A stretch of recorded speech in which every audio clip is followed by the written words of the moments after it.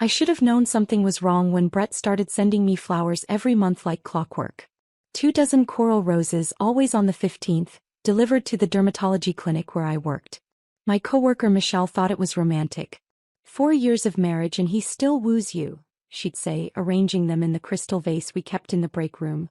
I'd smile and nod, not mentioning that the flowers came with a text message. Hope you're having a productive day. Call me at lunch. It was Tuesday, June 25th, and I stood in our kitchen at 6:15 a.m., the early Arizona sun already brutal through the floor-to-ceiling windows overlooking the McDowell Mountains. Our house in Paradise Valley was everything Brett wanted. Modern, expensive, pristine. The granite countertops reflected my face as I cracked eggs into a bowl. Scrambled, not fried. Turkey bacon, not pork. Whole wheat toast, not white. Brett's preferences governed everything, down to the type of salt I used. The shower shut off upstairs. I had 4 minutes. I moved efficiently, plating his breakfast, pouring coffee into his favorite mug, the navy one with "World's Best Husband" that his mother Lorraine gave him last Christmas. The Wall Street Journal sat folded at his place at the kitchen island, exactly where he expected it. Everything in its place. Everything perfect. Another day in paradise, I whispered and didn't catch the irony. Brett came down at 6:31, his hair still damp, wearing the charcoal suit he'd picked out Sunday night. He was handsome in that polished, controlled way, dark hair always perfectly styled, jaw always clean-shaven, posture always straight. At 34 he looked like the kind of man who had his life together. The kind of man my parents were relieved I'd married. "Morning," he said, kissing my forehead before sitting down. He unfolded the journal without looking at me. "Morning. I have a full schedule today. Mrs. Patterson is coming in for her chemical peel, and we've got 3 new consultations." He sipped his coffee, still reading. "What time will you be home?" "Around 6. Maybe 6:30 if the last consult runs long." His eyes flicked up. 6:30 is pushing it, Vanessa. I'd like dinner by 7. I'll text you if I'm running late." He returned to his newspaper, the conversation over. I ate my own breakfast standing at the counter, Greek yogurt with berries, and tried not to notice how my stomach tightened whenever he was in the room. At the clinic, Michelle was already gushing about the flowers before I'd even put my purse down. "Look at these. They just arrived. That man of yours is something else." I touched one of the coral petals. Brett proposed to me at the Desert Botanical Garden 4 years ago, surrounded by blooming cacti and desert marigolds. He'd chosen coral roses because I'd mentioned once that I liked the color. He remembered everything. Every preference, every comment, every moment I let my guard down. "You're so lucky," Michelle said. "My husband forgets our anniversary half the time." Lucky. The word sat wrong in my chest, but I smiled anyway. "Yeah, I am." What I didn't tell Michelle was that Brett texted me every hour.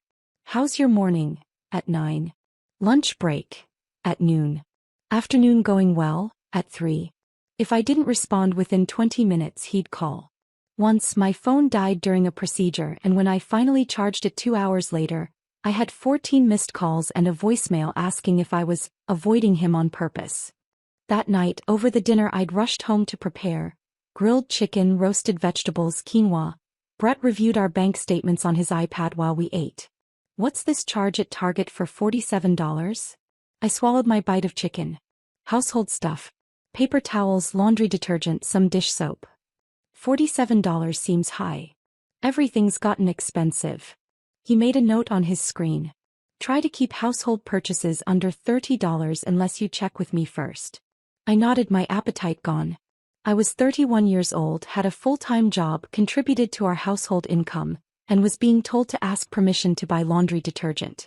Sunday dinner at Lorraine's was always the same. We arrived at her North Scottsdale home at 4:55. Never early, never late. Lorraine valued punctuality almost as much as she valued control. She answered the door in a cream-colored pantsuit, her silver hair perfectly styled, her smile not quite reaching her eyes. "Right on time," she said, kissing Brett's cheek and giving me a brief nod. "Dinner's almost ready."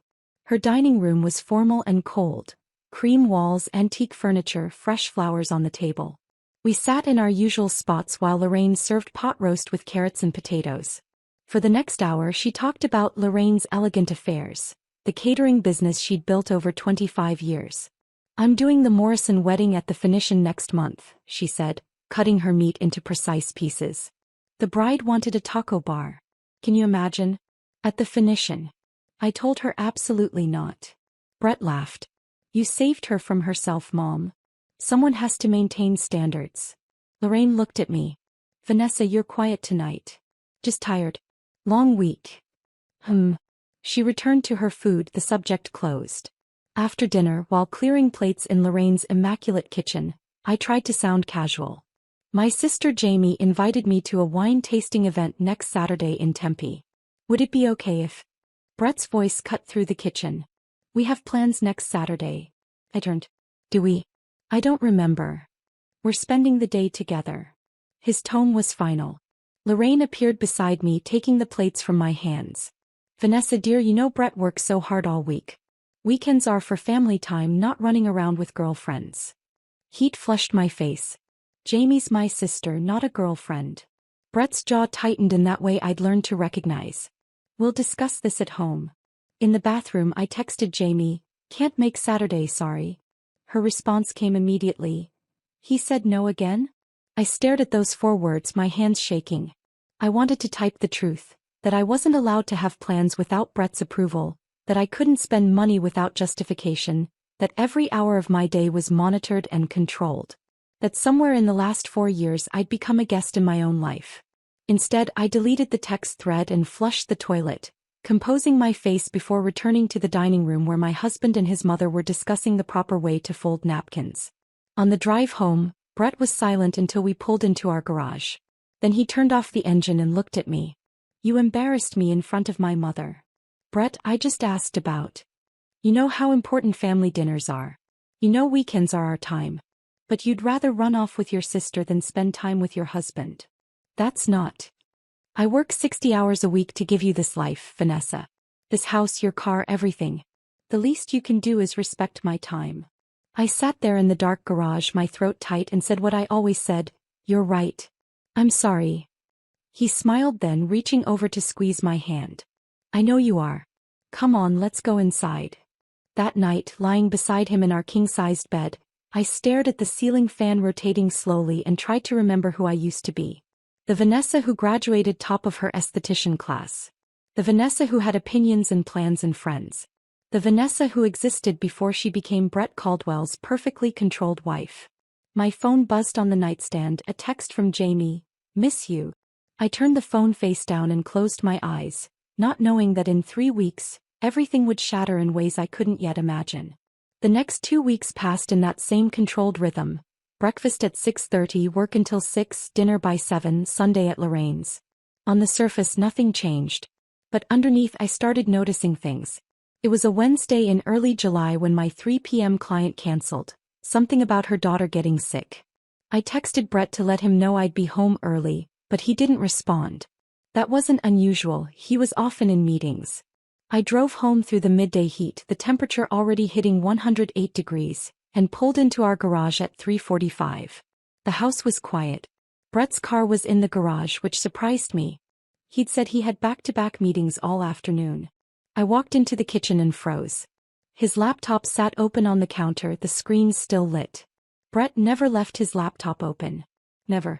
He was meticulous about closing it, locking it, keeping his work separate from everything else. I stepped closer, telling myself I was just going to close it for him. The screen showed a Google search bar with words that made my stomach drop. How to make someone more submissive in marriage. My hand went to my mouth. There were multiple tabs open across the top. I could see partial titles. Training difficult wives, breaking down resistance, teaching respect through consequences. My fingers hovered over the keyboard, wanting to click, afraid to click, my heart pounding so hard I could hear it in my ears. Footsteps creaked on the stairs.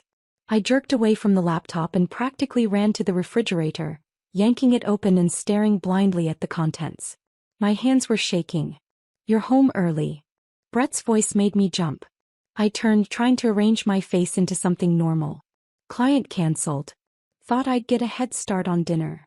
His eyes went immediately to the laptop, then back to me.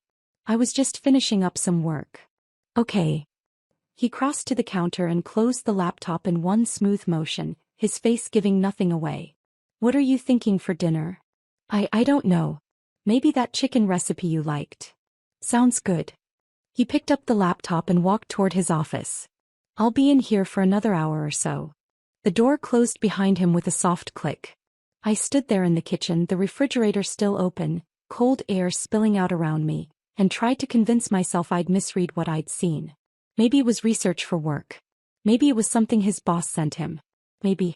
But even as I made excuses, something in my chest tightened like a fist. That night in bed, I lay beside him staring at the ceiling fan, watching the blades rotate in the dim light from the hallway.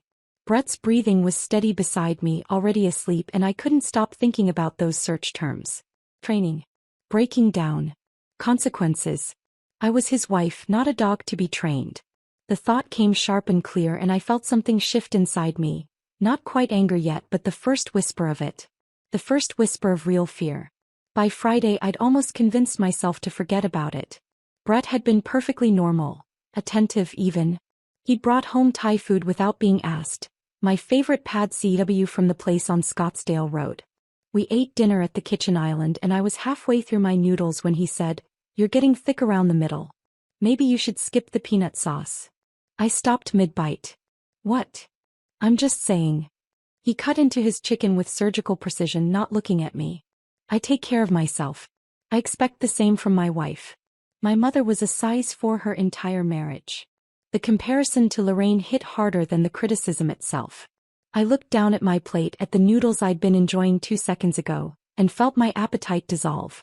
I started. I'm not attacking you, Vanessa. I'm trying to help you. His voice was calm, reasonable. You want to feel good about yourself, don't you? I weighed 132 pounds at 5'6". I'd weighed the same since college.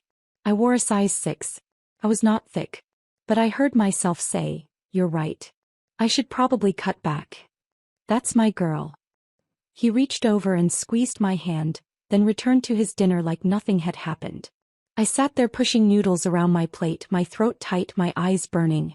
Later, standing in our bathroom in my underwear, I examined myself in the full-length mirror. Turned sideways. Sucked in my stomach. Searched for the flaws Brett apparently saw so clearly. My phone buzzed on the counter. A text from Jamie. "Dinner tomorrow? Just us sisters." I picked up the phone, typed, "I'd love to," then deleted it. Typed, "Sorry, can't," then deleted that too. Finally settled on, "Can't, sorry. Brett and I have plans." We didn't have plans. But I couldn't face Jamie right now, couldn't sit across from her and pretend everything was fine when she'd see right through me. He always did.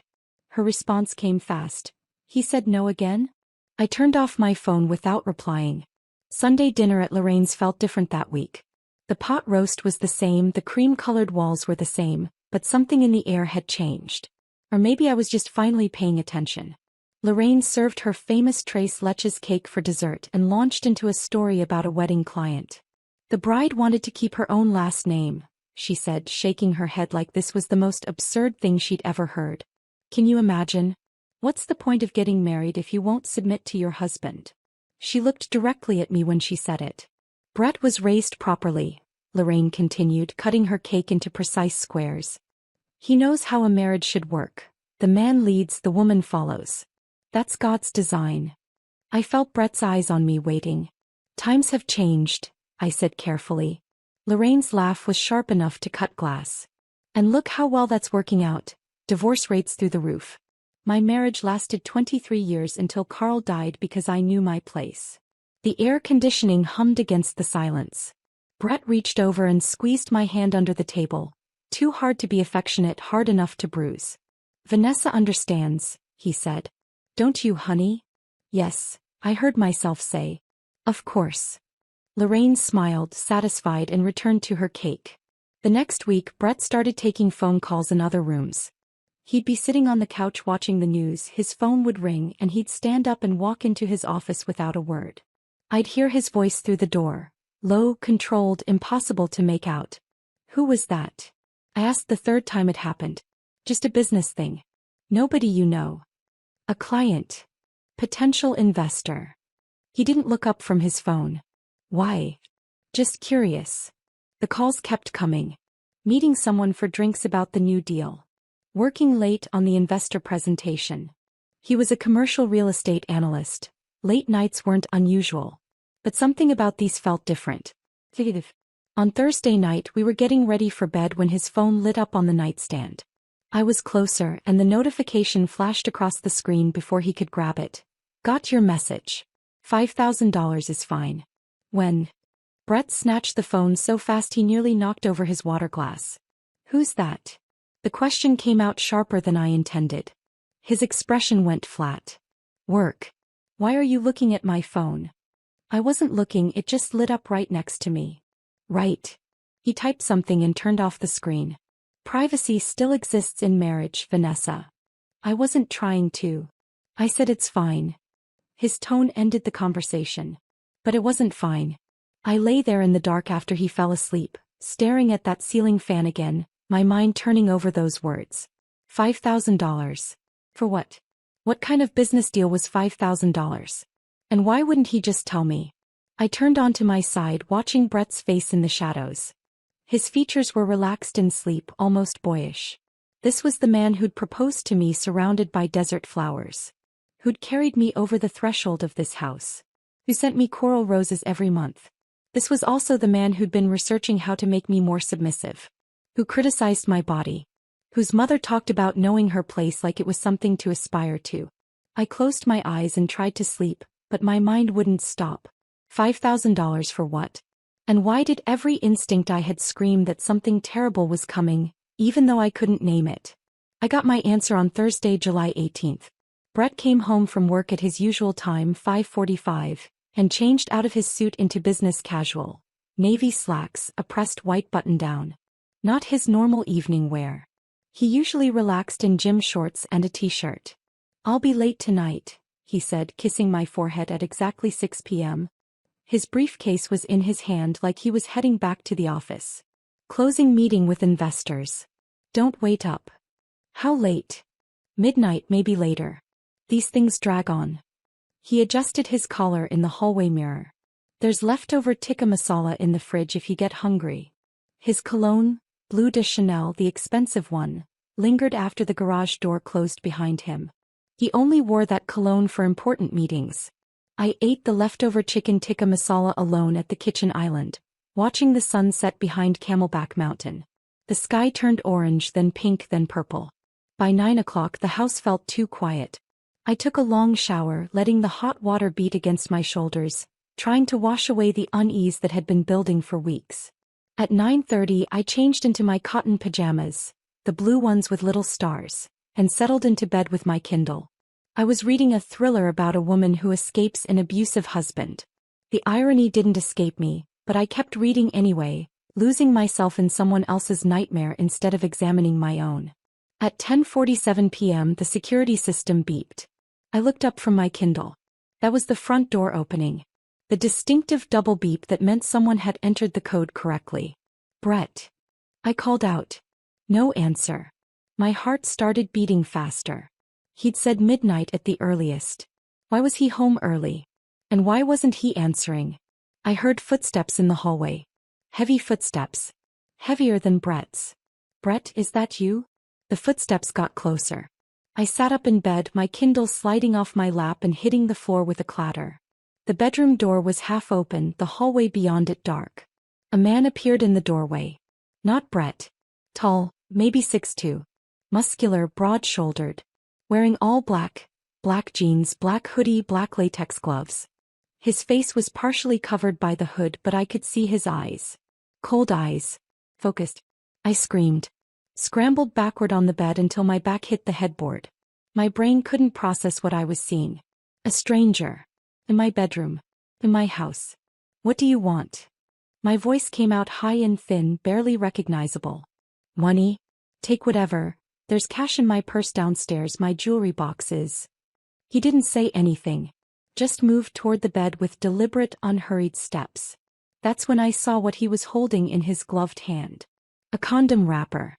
Understanding hit me like ice water. Not a robbery. Not money. Pure animal terror flooded my system. The kind that bypasses thought entirely and goes straight to survival instinct. The lamp. Brett's nightstand lamp. Heavy glass base. A wedding gift from Lorraine that I'd always hated. I lunged for it. The man lunged for me. I got there first. My fingers closed around the base just as his gloved hand grabbed my ankle. I twisted, swung the lamp with every ounce of strength in my 132-pound frame. The base connected with his temple with a sickening crack. He staggered. His hand released my ankle. I swung again. This time I was screaming, wordless, guttural sounds I didn't know I could make. The lamp hit his skull again. Blood sprayed across our white duvet. Across my hands. Across my face. He fell. But I didn't stop. I was on top of him somehow, my knees on either side of his chest, the lamp rising and falling, rising and falling. Blood everywhere. On the carpet. On the walls. On my star-patterned pajamas. My arms gave out. I stumbled backward, dropping the lamp. It rolled across the floor, leaving a dark smear. The man wasn't moving. His chest wasn't rising. There was so much blood. My hands were shaking so violently I could barely hold my phone.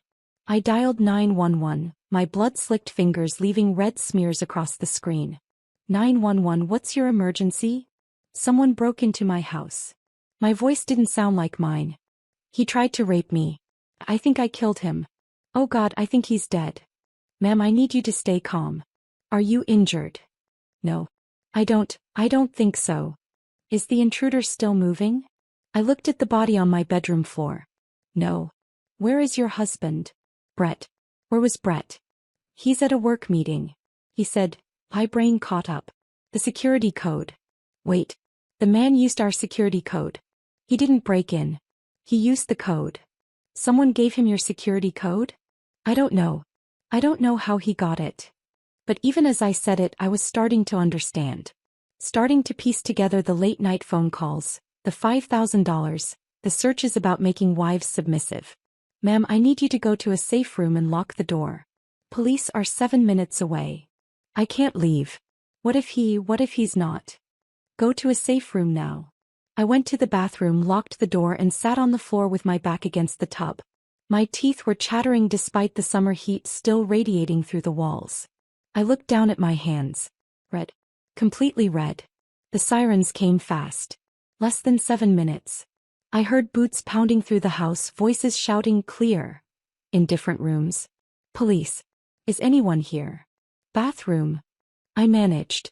I'm in the bathroom. A female officer opened the door, weapon drawn, then immediately lowered it when she saw me huddled by the tub in my blood-soaked pajamas. Ma'am, I need you to stand up slowly. I tried. My legs wouldn't work right. He helped me up, guided me out of the bathroom. I saw other officers in my bedroom, saw them surrounding the body, saw one of them check for a pulse and shake his head. He was going to rape me, I said. My voice sounded far away. I saw the condom. He was going to. We're going to get you checked out, the officer said gently. But I saw her eyes scanning the bedroom, saw her taking in the security panel by the door showing disarmed in green letters. No broken windows. No forced entry. At the hospital, a sexual assault nurse examiner led me to a private room. She was kind, probably in her 50s with gentle hands and a soft voice, but the examination was thorough and humiliating. I sat in a paper gown under fluorescent lights while she took photographs, swabs, samples. 45 minutes later, she stepped outside to speak with the detective who'd arrived. I could hear them through the door. No evidence of sexual assault. No tearing, no bruising, no defensive DNA under her nails except her own skin. My stomach dropped. The detective, Detective Morris, graying and tired-looking, came in and pulled up a chair. Mrs. Caldwell, can you walk me through what happened? He broke in. No, he used our security code. I don't know how. He came into my bedroom and I saw the condom and I knew what he was going to do, so I grabbed the lamp and... Where is your husband? At a work meeting. He said he'd be out late. Do you have a way to contact him? Yes, I reached for my phone, but it was in an evidence bag. Can I call him? Morris handed me his phone. My fingers were still trembling as I dialed Brett's number. He answered on the second ring. Hello. Brett, you need to come to the hospital. Something happened. A man broke into the house and... What? Vanessa, slow down. What hospital? Scottsdale, Shay. Brett, I think I killed someone. Silence. Then, I'm on my way. He arrived at 1:30 a.m. His suit jacket was off, his tie loosened, his face arranged in perfect shock. Vanessa, my God, what happened? He tried to hug me, but I flinched away. Suddenly, with horrible clarity, I understood. You know what happened? My voice came out flat. Where were you? Where were you? Brett's performance was flawless. Confused. Hurt. Concerned. I was at dinner with clients. Vanessa, baby, you're in shock. You're not making sense. I'm making perfect sense. I looked at Detective Morris. Ask him about the $5,000 payment. Ask him about the searches on his laptop. Ask him. Mrs. Caldwell, Morris interrupted, let's focus on what happened tonight. But I saw it in his eyes. He didn't believe me. And when they took Brett aside to get his statement, when they came back 2 hours later and told me I was being arrested for murder, I knew exactly what Brett had told them. The handcuffs were cold against my wrists. They kept the handcuffs on during the ride to the police station. I sat in the back of Detective Morris's unmarked sedan, my wrists locked behind me, watching the sun come up over the Superstition Mountains. Saturday morning, July 20th. 48 hours since a stranger walked into my bedroom with a condom in his gloved hand. The station smelled like burnt coffee and disinfectant. Morris led me through a maze of hallways to an interview room, gray walls, metal table, 2 chairs. He removed the handcuffs and sat across from me. Mrs. Caldwell, I need to read you your rights. The words washed over me. Right to remain silent. Right to an attorney. Anything I said could be used against me. When he finished, I said, I want to tell you what really happened. Go ahead. So I did. I told him about the searches on Brett's laptop. The phone calls he took in other rooms. The text about $5,000. The way he'd been breaking me down for months, isolating me, controlling every aspect of my life. Morris took notes. When I finished, he set down his pen. Mrs. Caldwell, your husband gave us a statement last night. My stomach tightened. What did he say? He said you've been acting strange lately. Paranoid. He was worried about you making poor decisions. Morris consulted his notes. He said when he came home and found you with the body, you told him you'd invited Derek Morrison over, but Morrison wanted money you didn't have, so you had to defend yourself. The room tilted. That's a lie. My voice came out too high. That's a complete lie. I never said that. He wasn't even there when. Your husband says he arrived home around 11:15 and found you standing over the body. No. He didn't get to the hospital until after 1 in the morning. Check the records. He wasn't at the house. Morris wrote something down. We'll verify the timeline. But Mrs. Caldwell, we have a problem. There's no evidence Derek Morrison assaulted you. No DNA, no injuries, no signs of struggle beyond defensive wounds on his hands. The security system shows he entered with the correct code. And your husband is saying you invited him. Why would I invite a stranger to my house and then kill him? That's what we're trying to figure out. They processed me after that. Photographed me from every angle, front, side, back. Took my fingerprints. Gave me an orange jumpsuit that smelled like industrial detergent and someone else's sweat. A female officer led me through another maze of hallways to a cell block. Maricopa County Jail.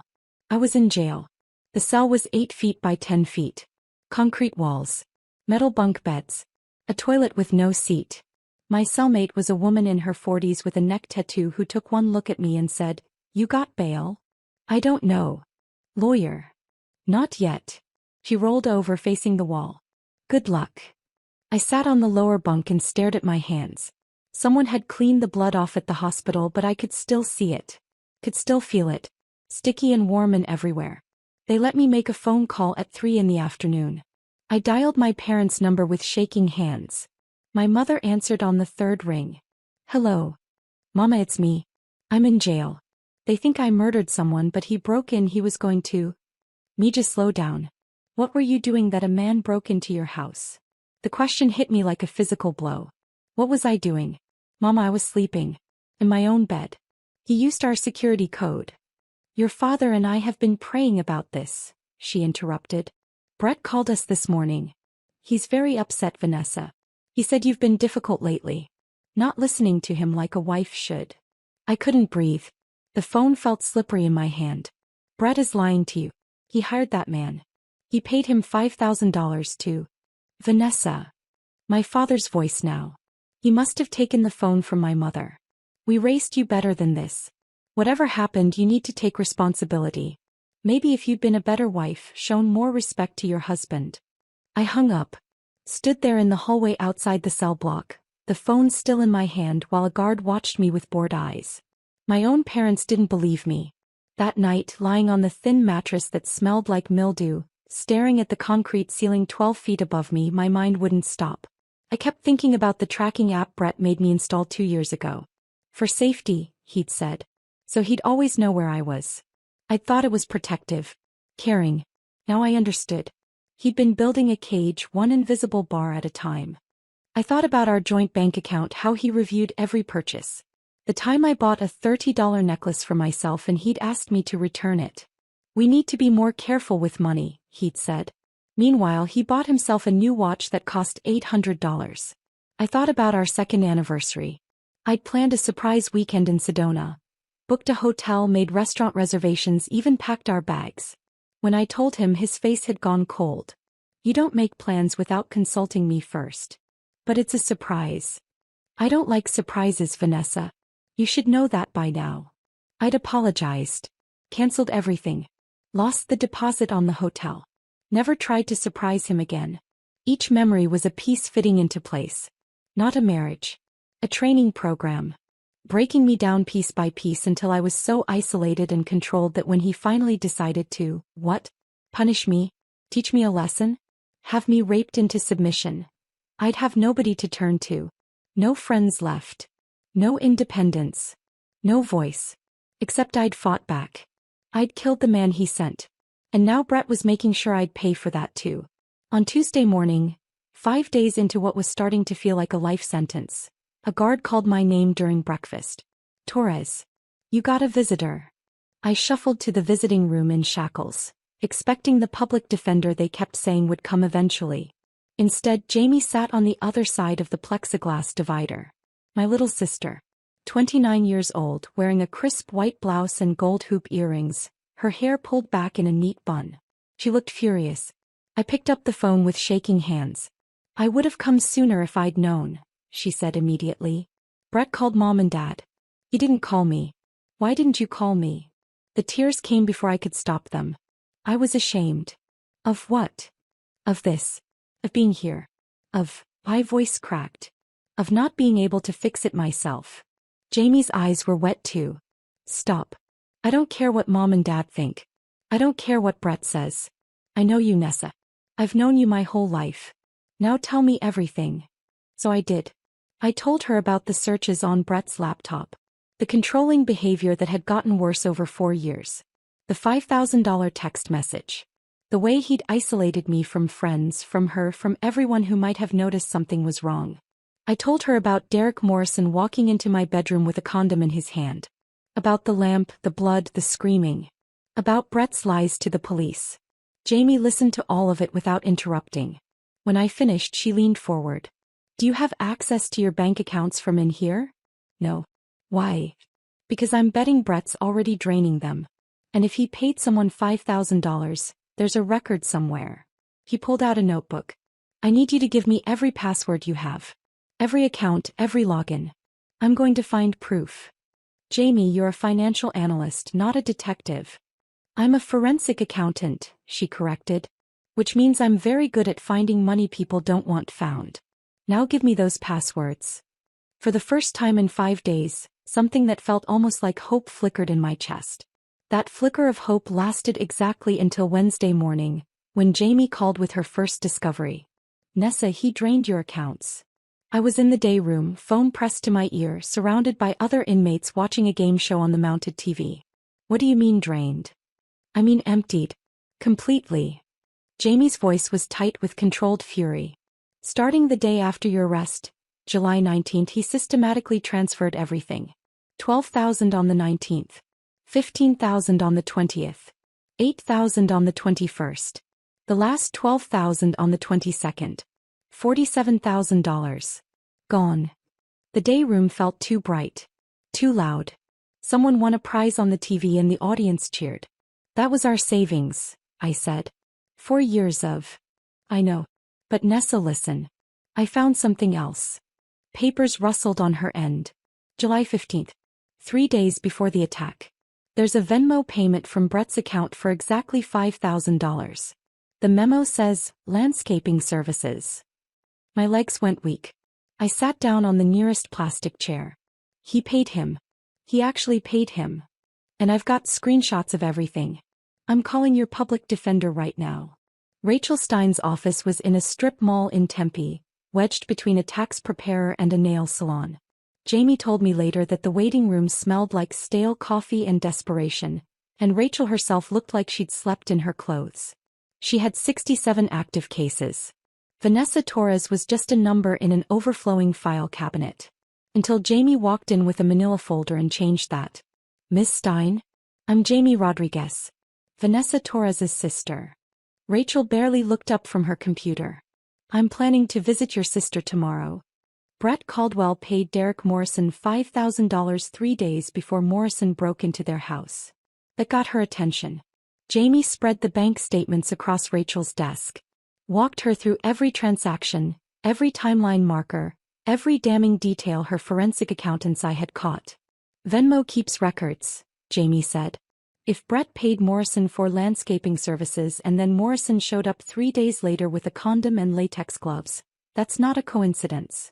Rachel leaned back in her chair, reassessing this put-together young woman in the crisp white blouse. The problem is proving what the payment was actually for. Brett will say it was legitimate. Actual landscaping or some other service. Then we need Morrison's phone. Jamie's jaw set in a way I would have recognized. The same stubborn determination she'd had since she was 5 years old, refusing to give up on anything. If Brett hired him, they communicated. There'll be messages, instructions, evidence. Rachel studied Jamie for a long moment. Then she pulled out a legal pad and started writing. I'll file a motion to compel. But the prosecution isn't going to hand over evidence that helps your sister. This is going to be a fight. Everything's a fight, Jamie said. I'm used to it. What Jamie found next made her physically ill. She was sitting in the apartment she shared with 2 roommates, both accountants like her, both women who'd met Vanessa at Jamie's birthday party 2 years ago and liked her. They'd left Jamie alone that afternoon, sensing she needed space. Jamie pulled up the county recorder's office website, searching property records for our Paradise Valley address. The quitclaim deed was dated July 8th, 10 days before the attack. Brett had removed my name from the house. Just erased me from the property I'd helped purchase with $15,000 of my own money. The house I'd painted and furnished and turned into a home. Jamie told me later that she'd run to the bathroom and thrown up. Then she'd called Rachel. How is this legal? Jamie demanded. Unfortunately, Rachel explained over the phone, her voice heavy with coffee and exhaustion. If one spouse has access to the deed, Arizona is a community property state but allows this kind of transfer. It's common in divorces. But doing it before arrest, before your sister even knew she was in danger, that's suspicious as hell. Jamie took notes in her neat, analytical handwriting. Building a timeline. Building a case. Brett drained the accounts starting July 19th, the day after the attack. But he'd removed Vanessa from the house deed on July 8th, 10 days before, and paid Derek Morrison on July 15th, 3 days before. This wasn't opportunistic. This was premeditated. That night, Jamie visited me again. I'd been in jail for 9 days. He's been planning this for at least 2 weeks, she said through the plexiglass. Maybe longer. The house deed, the payment, the way he drained the accounts the second you were arrested. Nessa, he set you up. For how long? My voice came out hollow. How long has he been planning to? I don't know. But he made one mistake. Jamie's eyes had that fierce light I remembered from when we were kids and someone tried to bully me at school. She'd been 8 years old and fearless, ready to fight anyone twice her size. He left a paper trail. And I'm going to bury him with it. My cellmate Shauna had been watching me cry every night for a week. On the 8th night, after lights out, after I'd buried my face in my thin pillow trying to muffle the sounds, she finally spoke. Stop crying. I turned over, startled. We'd barely exchanged 10 words since I'd arrived. I can't help it. Yes, you can. Shauna sat up on the top bunk. In the dim light from the hallway, I could see the tattoos covering her arms, flowers and skulls and words I couldn't read. You want to survive in here, you stop showing weakness. I didn't do anything wrong. Doesn't matter what you did. She swung her legs over the edge of the bunk. Matters how you carry yourself. You're educated. You're soft. These women smell fear like sharks smell blood. I don't know how to be anything else. Shauna climbed down and sat on the edge of my bunk. Up close, I could see she was younger than I'd thought, maybe 42 with gray streaking through her dark hair. You're in here for murder, right? Self-defense. But yes. You kill the guy? Yes. With what? A lamp. Shauna almost smiled. A lamp. Jesus. How many times you hit him? I don't know. I don't remember. I just kept. The memory tried to surface and I shoved it down. Until he stopped moving. So you're a fighter when you need to be. You just forgot. Shauna crossed her tattooed arms. Listen. I'm in here on my third strike. Drug possession. I'm looking at 15 years minimum. I got nothing to lose by giving you advice and you got nothing to lose by taking it. For the next hour she taught me how to survive. Keep your head up. Don't take anyone's food. Don't let anyone take yours. Respond to threats immediately even if you're scared. Especially if you're scared. Trust no one. Watch everything. Stay alert. And stop crying, she finished. Save that for when you get out. If you get out. My sister thinks she can find evidence. Then your sister better work fast. Because they put you in here to break you. Shauna looked at me hard. Don't let them. Every day you wake up strong is a day you win. After she climbed back to her bunk and the cell went quiet except for distant voices and clanging doors, I lay there staring at the concrete ceiling. Every day you wake up strong is a day you win. I'd been a victim my entire marriage. Controlled, isolated, broken down piece by piece until I barely recognized myself. But I'd fought back when it mattered. I'd survived. Maybe it was time to stop being a victim and become a fighter. Rachel Stein didn't sleep Wednesday night. She sat at her kitchen table in her small Tempe apartment, surrounded by case files and cold coffee, writing the motion that might save Vanessa Torres from life in prison. Her 2 cats, both rescues, both named after Supreme Court justices, slept on the couch while she worked. The argument was simple. If Derek Morrison had been in contact with Brett Caldwell before the incident, those communications were exculpatory evidence that could prove self-defense. She cited Arizona precedent 4th Amendment protections, Brady versus Maryland. Wrote and rewrote until every word was precise. At 2 a.m. she finally finished. At 7 a.m. still wearing yesterday's clothes she filed it electronically with the court. Across town, prosecutor Kristen Yale was drinking her first coffee of the day when the motion appeared in her inbox. She read it once, then again, then picked up her phone. Detective Morris. Do we have Derek Morrison's phone? It's in evidence. Why? Have we pulled the records? Long pause. We didn't see the need. It seemed like an open and shut case. Kristen closed her eyes. Pull them. Now. By Friday afternoon, the judge ordered the prosecution to provide Morrison's phone records within 10 days. Jamie called me with the news. It's not a win yet, she warned. But it's movement. Movement. After 2 weeks of sitting in a cell, movement felt like everything. Saturday morning, a guard appeared at my cell. Torres. Visitor. I expected Jamie. Instead, when I walked into the visiting room and looked through the plexiglass, I saw Brett. He sat there in weekend casual, pressed khakis, a polo shirt, looking like he'd just come from a golf game. Perfectly composed. Perfectly normal. Every instinct screamed at me to turn around and leave. But Shauna's voice echoed in my head. Asterisk, don't show weakness. Face your threats head on. Asterisk. I sat down and picked up the phone. Vanessa, he said softly. I know you're angry, but we need to talk about your defense. Hearing his voice after 2 weeks felt surreal. This man I'd lived with for 4 years, who I'd cooked breakfast for and slept beside and tried so hard to please. Why are you here, Brett? His expression shifted into concern. Sympathy. I want to help you. I know you're not thinking clearly. Maybe you had some kind of psychotic break. Stop. Or we could look at temporary insanity, stress-induced. I know you hired him. The words came out steady. Stronger than I felt. I know you paid Derek Morrison $5,000 to rape me. My sister found the Venmo payment. For just a second, maybe half a second, his mask slipped. Something cold and calculating flashed across his face before the concerned husband returned. That payment was for actual landscaping. You're grasping at straws, Vanessa. Your mother gave him our security code. My voice was getting stronger with each word. She was in on it. Both of you planned this. Brett leaned forward. His voice dropped to barely above a whisper. Be very careful. You're facing life in prison. If you cooperate, accept a plea deal, I'll help you. I'll tell the court you're not well, that you need treatment instead of punishment. I almost laughed. How generous. But if you keep making these insane accusations against my mother and me, things will get much worse for you. Much worse. There was the threat underneath the concern. I hung up the phone and walked away without looking back. My legs were shaking but my spine was straight. Behind me I heard him say something else but I didn't stop to hear it.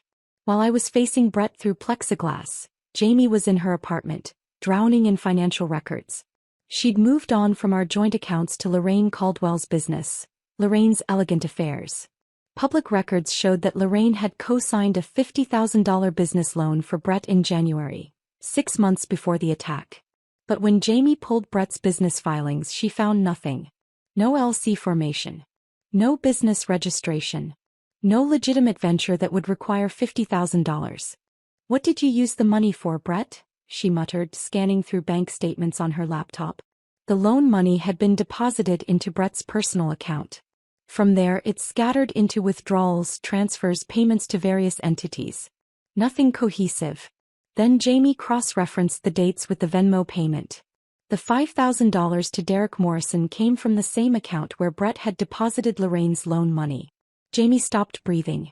Oh my God. He used his mother's money to pay for the attack. She grabbed her phone and called Rachel. We need to subpoena Lorraine Caldwell's financial records, Jamie said the moment Rachel answered. She's not just complicit. She's financially invested in this. That's a big accusation. She co-signed a $50,000 loan for Brett 6 months ago. He has no legitimate business. And the payment to Morrison came from that loan account. Jamie's voice was shaking with controlled fury. Lorraine funded the attack on my sister. Rachel was quiet for a moment. Send me everything you have. I'll see what I can do. In the prosecutor's office, Kristen Yale was having doubts. She'd built her career on an 87% conviction rate. Put dangerous people away. Made Phoenix safer. When she first reviewed Vanessa Torres's case, she'd seen exactly what she expected. A woman who killed a man in her bedroom, claimed self-defense with no evidence, contradicted by her own husband. Open and shut. But Rachel Stein's motion was forcing her to look closer. She called a meeting with Detective Morris and his partner, Detective Lauren Hayes. They met in her office Monday morning. Talk to me about the security code, Kristen said. Morris shrugged. Husband says she must have given it to Morrison. Maybe it was an affair gone wrong. Derek Morrison was married with a newborn, Kristen countered. His widow said he was doing side jobs for extra money. That doesn't sound like an affair. Could be both. Did we verify Brett Caldwell's alibi? Morris shifted in his seat. He was at dinner with clients. We have witness statements. From who? Business associates. His boss. Kristen's instincts were pinging, that uncomfortable feeling she got when a case didn't sit right. So people who have a professional interest in protecting him. Detective Hayes spoke up for the first time. I've been thinking about the timeline. Morrison enters the house at 10:47. Torres calls 911 at 11:03. That's 16 minutes. But Brett Caldwell doesn't show up at the hospital until 1:30 in the morning. He said he was in a business meeting, Morris said. For that long. Past midnight. Hayes shook her head. I want to pull his phone records too. See where he actually was. Kristen made a note. Do it. And get me Morrison's phone records. I want to see them myself. After they left, Kristen sat at her desk looking at the case file. At the crime scene photos. At Vanessa Torres's statement. Something wasn't adding up. And if she was wrong, if she convicted an innocent woman, it would destroy more than just Vanessa's life. It would destroy her own ability to trust her judgment ever again. On Tuesday morning, 3 weeks before my trial date, Detective Lauren Hayes signed Derek Morrison's iPhone out of evidence and took it to her desk. She'd been thinking about this case for days. Something about Brett Caldwell's timeline didn't sit right. Something about the whole setup felt wrong. Hayes unlocked the phone with the passcode they'd obtained from Morrison's widow. The screen lit up. Empty. Every app showed zero data. Messages, empty. Call log, empty. Photos, empty. Email, empty. Factory reset. July 17th. One day before the attack. Son of a. Hayes grabbed her phone and called Kristen Yale. The phone is wiped clean. Complete factory reset the day before Morrison went to that house. There's nothing here. She heard Kristen's sharp intake of breath. Nothing. Nothing. 30 minutes later, Rachel got the call from Kristen. Then Rachel had to come tell me. I was in the day room when the guard called my name. Followed her to a small conference room where Rachel sat with papers spread across the table. One look at her face and I knew. He wiped the phone, Rachel said. Morrison Factory reset it on July 17th. The hope I'd been carrying for 2 weeks died right there. Brett thought of everything, I heard myself say. He covered every single angle. But Rachel was already reaching for her phone to call Jamie. Wait, Jamie said when Rachel explained. Factory resets don't delete cloud backups. If Morrison had iCloud enabled, everything might still be recoverable. Can you verify that? I can try. But we need Apple to cooperate, which means subpoenas, which means time. Jamie's voice was tight. How long until trial? 3 weeks. Then we better move fast. 2 days later, Rachel's phone rang from an unknown number. This is Rachel Stein. Miss Stein. A woman's voice, young and shaking. My name is Crystal Morrison. I need to know something about my husband's case. Rachel's pulse jumped. Morrison's widow. Mrs. Morrison, I'm very sorry for your loss. Did he really break into that woman's house to rape her? Rachel closed her office door and sat down carefully. We believe Derek was hired to assault Mrs. Caldwell. We have evidence of a $5,000 payment from her husband 3 days before the incident. Crystal Morrison started crying. Soft, broken sounds that made Rachel's chest ache. He told me he got a security gig, Crystal said between sobs. $5,000 for one night's work. We needed the money so bad. Our son Tyler, he's 6 months old, he needed hernia surgery. Our insurance wouldn't cover it all. Derek said some rich guy needed overnight security at his house. So, just standing guard. You saw the money? July 16th. He brought it home in an envelope. I asked why someone would pay in cash and he said rich people are weird about privacy. Her voice broke. I believed him. God help me, I believed him. Rachel's mind was racing. Mrs. Morrison, would you be willing to testify to this? Long silence. If I testify, people will know what Derek really did. What he tried to do. Tyler will grow up knowing his father was. She couldn't finish. Yes, Rachel said honestly. People will know. But it might save an innocent woman's life. More silence. Rachel could hear a baby crying in the background. Okay, Crystal finally said. I'll testify. That same afternoon, my parents appeared on the visitor list. Part of me wanted to refuse the visit. But a bigger part needed to face them. Needed them to see what their choice had cost. They sat across from me in the visiting room, my father looking older than I remembered, my mother's face lined with sleepless nights. Mija, my mother started. We've been praying. Don't. The word came out harder than I intended. Don't tell me you've been praying when you didn't believe me. My father cleared his throat. Vanessa, we spoke with Brett. He says you need help, that you're not well. I don't care what Brett says. My voice cracked, but I didn't cry. Wouldn't cry. He hired a man to rape me, Poppy. His mother helped him. They planned the whole thing. And when I fought back and survived, they framed me for murder. And you chose to believe him over your own daughter. My mother's hands trembled. We didn't know. You didn't want to know. The words came from somewhere deep and angry. Because it was easier to blame me for not being a good enough wife than to accept that Brett is a monster. The visiting room went quiet except for other conversations around us. Other families separated by plexiglass and circumstances. My father's eyes filled with tears. What do you want from us? I straightened my spine. Channeled everything Shauna had taught me about strength. I want you to leave. And I want you to think about the fact that when I needed my family most, you abandoned me. Maybe pray about that. I hung up the phone and walked away without looking back. That night, Jamie was still digging through financial records when she found something that made her go cold. Life insurance policy.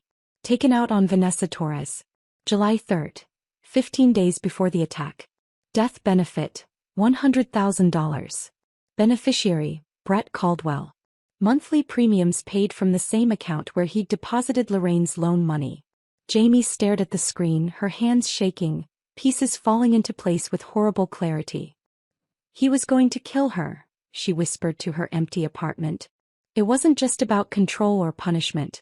If Derek Morrison had succeeded, if he'd raped and killed her, Brett would have walked away with $100,000, plus the house plus all their savings. Nearly $500,000 total. When Vanessa survived and killed Morrison instead, Brett just activated Plan B, frame her for murder. Either way he won. Jamie grabbed her phone and called Rachel even though it was past 10 p.m. I found something, she said when Rachel answered. Brett took out a $100,000 life insurance policy on Vanessa 2 weeks before the attack. Rachel was quiet for a long moment. He tried to have her killed. For money. For freedom. For whatever sick reason he had. Jamie's voice was shaking with rage. We need to add this to the case. Attempted murder. Conspiracy. Whatever charges we can throw at him. The criminal case is the prosecutor's jurisdiction. But for a civil suit after, Rachel paused. If she's acquitted, we can destroy him in civil court. If she's acquitted, Jamie repeated. But we still need Morrison's phone records to prove she didn't murder him. We need that cloud backup. I filed the subpoena to Apple this morning, Rachel said. How we wait. 3 weeks until trial. A wiped phone. A widow willing to testify. A life insurance policy that proved intent. And somewhere in Apple's servers maybe, the evidence that could save my life. Detective Lauren Hayes couldn't sleep. She'd been a cop for 18 years, worked hundreds of cases, sent dozens of people to prison. But something about Vanessa Torres kept her awake at night. On Saturday, while her ex-husband had the kids for the weekend, Hayes sat at her home computer researching iPhone data recovery. The factory reset bothered her. Too convenient. Too clean. But factory resets don't delete cloud backups. If Derek Morrison had iCloud enabled, and most people did without even realizing it, his data should still exist on Apple's servers despite the reset. Hayes drafted a detailed subpoena request for Apple Incorporated, listing specific data points. Text messages, call logs, photos, app data, payment records. She made it airtight. Made it impossible for Apple's legal team to claim she was asking for too much or too little. Monday morning she walked the subpoena through the judicial system herself. Called in favors. Pushed for expedited processing. Detective Morris found her in the courthouse hallway. Why do you care so much about this case? Hayes thought of Vanessa Torres in that orange jumpsuit. Of the terror that must have been in her eyes when a stranger appeared in her bedroom. Of sitting in jail for weeks while her husband destroyed her life. Because what if she's telling the truth? What if we're about to send a rape victim to prison for life because her husband is smarter than us? Morris shifted uncomfortably. The evidence is incomplete. And you know it. 3 weeks felt like forever. Trial was scheduled for September 15th. Every day that passed was another day Vanessa sat in a cell. Then on September 8th, Hayes' phone rang. Apple's legal department. The cloud backup existed. Everything was recoverable. Hayes opened the files at her desk, her partner Morris standing behind her. The first text message appeared on screen, dated July 10th. Brett Caldwell, need this done right. She has to be scared enough to never disobey me again. Hayes' stomach dropped. Derek Morrison, you want me to actually do it or just threaten? Brett Caldwell, do it. She needs to learn her place. Make sure you wear protection. No DNA. Gloves, condom, everything. Derek Morrison. This is serious, man. That's $5,000 worth of serious. Brett Caldwell, you'll get your money. July 15th cash. Morris leaned closer to the screen. Jesus Christ. There were photos. Derek Morrison had sent Brett a picture of $5,000 in cash laid out on his kitchen counter. $20 bills arranged in neat stacks. There was a screenshot of a text message from Brett. Security code 4-7-2-8- #mom will disable the alarm at 10:45 p.m. You have until 11:30. And then, the worst one. A video file. Hayes clicked it with her hand shaking. The video showed a woman sleeping in a bed. Dark hair spread across a white pillowcase. Peaceful. Nowhere. Brett Caldwell's voice whispered, "That's her. She's a light sleeper, so move fast. Remember, teach her to be obedient." Hayes stopped the video. Pushed back from her desk. Morris was pale. "We arrested the victim," Hayes said quietly. "We put her in jail for killing the man her husband hired to rape her. I need to call Kristen." "Yeah. You do."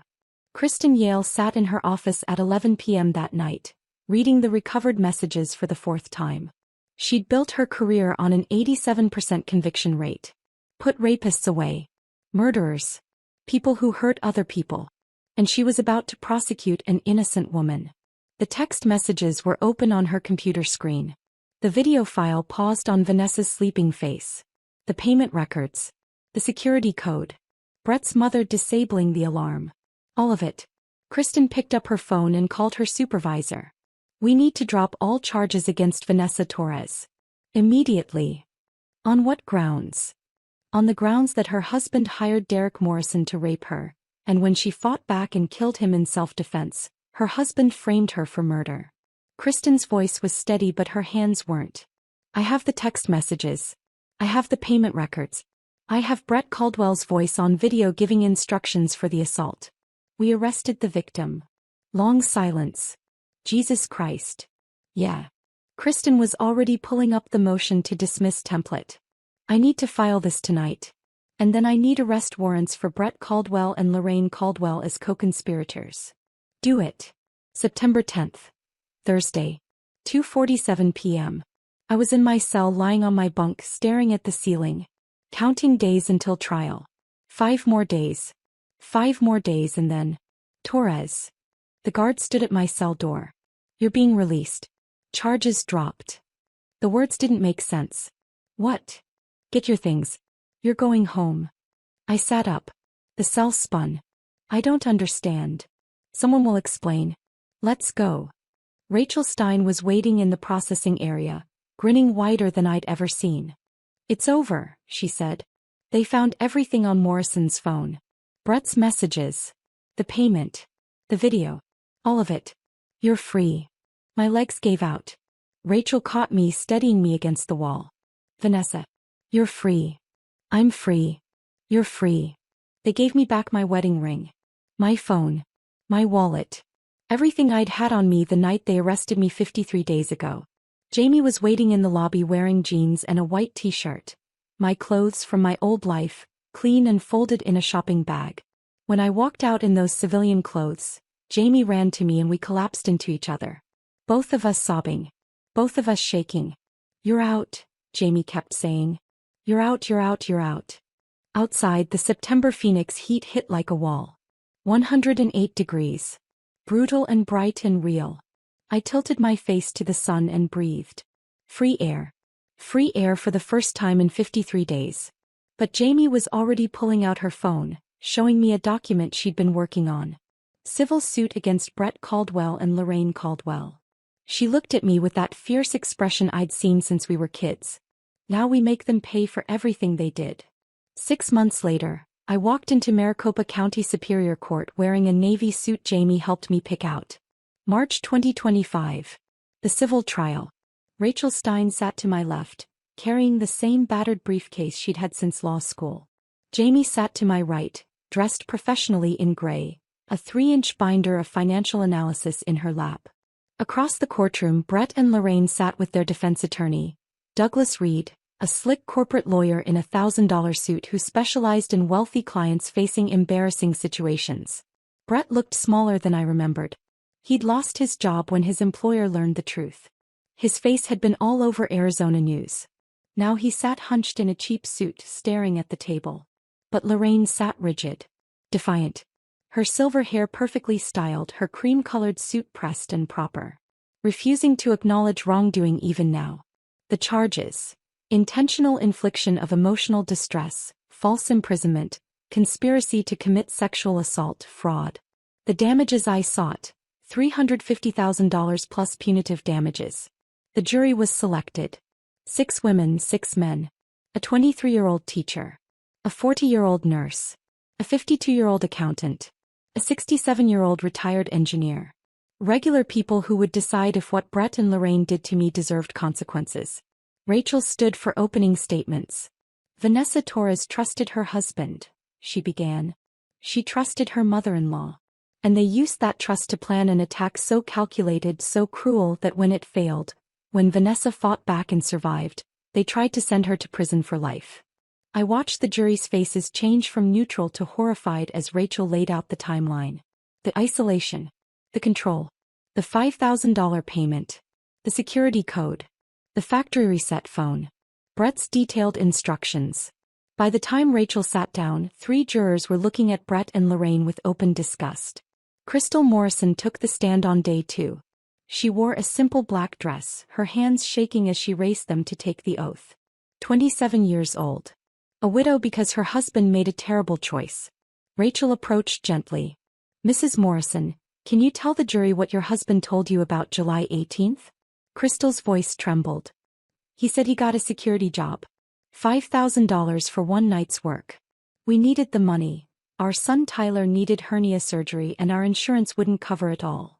Did you see the money? Yes. July 16th. He brought it home in an envelope. Gish. I asked why someone would pay in cash and he said rich people are weird about privacy. Crystal's eyes filled with tears. I believed him. I believed my husband was doing honest work. Did Derek tell you whose house he was going to? He showed me an address. Paradise Valley. He said it belonged to some rich guy who wanted extra security. Her voice broke. He kissed Tyler before he left. Said, this money's going to fix everything. The courtroom was silent. Then Douglas Reed stood for cross-examination. Mrs. Morrison, isn't it convenient that you're testifying against your husband's killer? Crystal's head snapped up. Her eyes flashed with something I recognized, the anger of someone who'd been pushed too far. My husband was a good man who made a terrible choice because we were desperate. Her voice strengthened. That man sitting there, she pointed directly at Brett, took advantage of that desperation and turned my husband into a monster. Then he tried to destroy the woman who defended herself. You call that convenient? I call that truth. Reed had no follow-up questions. Jamie took the stand on day 3. She'd prepared for this. Practiced her testimony with Rachel for hours. But seeing her sit there in that professional gray suit, her financial analysis binder in front of her, I felt a surge of pride. My little sister. 29 years old. About to bury Brett Caldwell with his own paper trail. Rachel walked Jamie through the timeline methodically. The $50,000 loan Lorraine co-signed. The $5,000 Venmo payment to Derek Morrison. The systematic draining of my joint accounts. The quitclaim deed removing my name from the house. Then Rachel paused. Ms. Rodriguez, did you discover anything else significant in Mr. Caldwell's financial records? Jamie looked directly at Brett. Yes. On July 3rd, 15 days before the attack, Brett Caldwell took out a $100,000 life insurance policy on Vanessa, with himself as the sole beneficiary. The jury gasped. Actually gasped. What did this tell you as a financial analyst? Jamie's voice was steady. Clinical. Damning. It told me this wasn't about control or punishment. It was about money. If Derek Morrison had succeeded in raping and killing Vanessa, which I believe was the actual plan, Brett would have collected $100,000 in insurance, kept the house worth $340,000, and retained all $47,000 from their joint accounts. Total gain. Nearly $500,000, plus whatever he stood to inherit as a grieving widower. Douglas Reed objected. The judge overruled. The jury was looking at Brett like he was something diseased. After 4 days of testimony, the jury deliberated for 6 hours. When they filed back in, I couldn't breathe. The foreman stood, a 52-year-old accountant who'd taken meticulous notes throughout the trial. We find in favor of the plaintiff Vanessa Torres on all counts. My hand found Jamie's. Squeezed hard. Compensatory damages, $350,000. Punitive damages, $500,000. Total award, $850,000. Brett went pale. Lorraine gasped. But here's what made it real. Brett had nothing. No job. No assets. Everything seized during the criminal investigation. The entire judgment fell on Lorraine. Her catering business, Lorraine's Elegant Affairs, was worth approximately $400,000 in assets and receivables. Her commercial kitchen, her client list, her vehicles, her reputation built over 25 years. All of it.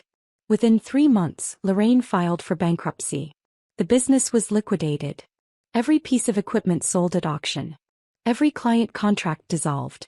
Vanessa Torres received $380,000 from the bankruptcy proceedings. The rest went to legal fees and other creditors. Lorraine Caldwell, once the queen of Scottsdale's catering scene, took a job as a server at Olive Garden. At age 60, Brett moved in with her. A cramped 2-bedroom apartment in Mesa. I saw them leaving the courthouse after the bankruptcy hearing. Brett hunched and broken. Lorraine's face a mask of bitterness. They walked to a 10-year-old sedan parked in the public lot. And I felt not triumph, not joy, just a quiet, profound relief. They couldn't hurt me anymore. With the settlement money, I found a 1-bedroom apartment in Tempe, near Arizona State University. Far from Paradise Valley. Far from the house I'd helped buy with my own $15,000. Far from all of it. 650 square feet. Small kitchen. Tiny bathroom. Windows that faced west toward the sunset. It was mine. I painted the walls myself. Warm terracotta in the living room. Sage green in the bedroom. Bought furniture from IKEA and assembled it alone at 2 a.m., following the instructions step by step, finding odd satisfaction in creating something with my own hands. A couch. A coffee table. A bed frame. Twice a week I saw Dr. Patricia Chin, a trauma therapist who specialized in domestic violence survivors. You survived, she told me in our first session. Now we work on learning to live again, not just survive. The nightmares came less frequently. The panic attacks when someone approached from behind, they were still there but manageable. Dr. Chin taught me to sit with discomfort, to recognize triggers, to give myself grace on the hard days. You're not broken, she said during month 3. You're healing. There's a difference. I adopted a cat from the Humane Society. A 3-legged tabby named Riot who'd been returned twice because she was too needy. She slept on my chest and purred when I cried. We were both learning to trust again. Every Sunday, Jamie and I had brunch at Matt's Big Breakfast in downtown Phoenix. We'd sit at the counter, order chilaquiles and coffee, talk about everything and nothing. Jamie got promoted to senior analyst at her firm. Partially because her work on my case demonstrated her investigative skills. Partially because she was brilliant and always had been. You saved my life, I told her one Sunday watching morning sun stream through the windows. Jamie shook her head. You saved your own life when you fought back. I just made sure they couldn't bury the truth. But we both knew better. Without her forensic analysis, her refusal to give up, her unwavering belief, I'd be serving life in Perryville. I was a terrible sister for years, I admitted. I let Brett isolate me from you. Jamie reached across the counter and squeezed my hand. You're here now. That's what matters. We made plans to travel together. California coast maybe. New York City. Places I'd never seen because Brett didn't like me traveling without him. 8 months after my release, I interviewed at a dermatology clinic in Scottsdale. Not my old one. Too many memories. A new practice run by Dr. Sarah Brennan, 45, who'd read about my case and reached out personally. I believe in second chances, she said during the interview. And I believe you got a raw deal. The question is, are you ready to work again? I thought about it. Really thought about it. I don't know if I'm ready, I admitted. But I need to try. I was a good esthetician before everything happened. I want to be good at something again. She hired me part-time. 3 days a week. My first client was a woman my age seeking treatment for acne scarring. My hands shook as I prepped the chemical peel. But then the rhythm returned. The confidence, the satisfaction of helping someone feel better about themselves. By month 3 I was full-time. By month 6 I had regular clients who requested me specifically. I was rebuilding not just a career, but an identity beyond victim or survivor. It happened on a random Tuesday in June. Almost a year after the civil trial. I was shopping at Trader Joe's in Tempe, debating between 2 types of pasta sauce. I saw him in my peripheral vision before I saw him clearly. Brett Caldwell. in wrinkled khakis and a faded polo shirt. Stocking shelves. Putting cans of soup in neat rows. He looked older. Grayer. Diminished. Our eyes met. For a moment my body tensed. Ready for flight or fight. The old response programmed by months of fear. But then I realized something. He had no power over me anymore. None. Brett opened his mouth as if to speak. Maybe to explain. Maybe to apologize. Maybe to threaten. I turned away. Chose the marinara sauce. Moved to the produce section. Picked out tomatoes and basil and fresh mozzarella for the caprese salad I was making for dinner in my own apartment. I didn't run. Didn't engage. Didn't give him a single moment of my attention. Later, driving home with my groceries, I realized I was smiling. Not because I'd seen Brett brought low, though there was some satisfaction in that, but because I'd seen him and felt nothing. No fear. No anger. No pain. Just the mild interest you'd give a stranger. He was finally, truly irrelevant to my life. That night I made dinner in my small kitchen. Caprese salad. Garlic bread. A glass of wine I chose myself. Riot wound around my ankles, purring, begging for scraps. I ate on my couch, the one I'd assembled myself, watching a show I'd picked without asking anyone's permission. My phone buzzed. A text from Jamie. Brunch Sunday? I found a new place. I texted back, yes. Also, I saw Brett today. 3 dots appeared immediately. Then, are you okay? I thought about it. Really thought about it. Yeah, I typed. I am. And I was. Not perfectly healed. Not without scars. The nightmares still came sometimes. The panic attacks still happened. I still couldn't watch certain movies or hear certain songs without my chest tightening. But I was okay. I was living in an apartment I chose. Working at a job I loved. Seeing a sister who'd saved me. Building a life that was mine. The sweetest revenge wasn't seeing Brett stock shelves at Trader Joe's. Wasn't watching Lorraine serve pasta at Olive Garden. Wasn't the $850,000 judgment or the bankruptcy or any of it. The sweetest revenge was this. Living well without him even being a thought in my mind. Outside my window, the sun was setting over the Tempe skyline. Orange and pink and purple. Same sky that had hung over that horrible night in Paradise Valley. But different now. Everything was different now. Riot jumped onto my lap and settled in, her 3-legged body warm and trusting. And I sat there in my small apartment with my rescue cat and my leftover caprese salad, watching the sun go down on a day that belonged entirely to me. Tomorrow I'd wake up and go to work. Help my clients feel beautiful. Have lunch with a coworker who'd become a friend. Maybe call Dr. Chin to schedule our next session. Text Jamie about Sunday brunch. Small things. Normal things. The kind of life Brett had tried to steal from me. But I'd fought back. I'd survived. And now, finally, I was learning to live. If this story of survival and justice moved you, please hit that like button and subscribe for more powerful true stories. Your support helps us share